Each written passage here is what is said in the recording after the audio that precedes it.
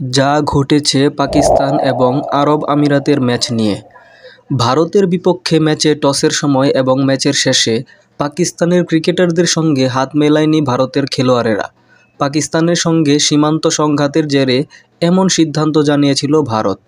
আর এই ঘটনায় match referee Andy Pycroft Pakistan অধিনায়ক সালমান আগাকে একপাশে ডেকে নিয়ে ভারত হাত মেলাবে না বলার মাধ্যমে নিয়ম লঙ্ঘন করেছেন অভিযোগ তুলে তার অপসারণ চেয়েছিল পিসিবি। পাকিস্তান দুইবার ইমেল দিলেও তাতে সাড়া দেয়নি আইসিসি। গুঞ্জন উঠেছিল পাকিস্তান ক্রিকেট দল এশিয়া কাপ থেকে সরে যেতে পারে। সংবাদ সম্মেলন ডেকেছিলেন পিসিবি চেয়ারম্যান মহসিন নাকভি। আমিরাতের বিপক্ষে ম্যাচ খেলতে দুবাইয়ে স্থানীয় সময় 4:30টায় মাঠের উদ্দেশ্যে টিম হোটেল ছেড়ে যাওয়ার কথা বললেও পাকিস্তান দলের খেলোয়াড়েরা কেউ বাইরে আসেননি।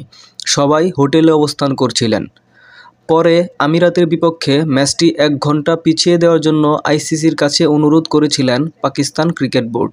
স্থানীয় সময় 6:30টায় শুরু হবার কথা ছিল ম্যাচটি। অবশেষে টিম হোটেল থেকে মাঠের পথে বেরিয়েছিল পাকিস্তান ক্রিকেট দল। ম্যাচ শুরু হয়েছিল আরও 1 ঘন্টা পরে। পাকিস্তান ক্রিকেট বোর্ডের আপত্তির পরও অ্যান্ডি পাইক্রফটই পাকিস্তান আমিরাতের ম্যাচে রেফারির দায়িত্বে ছিলেন।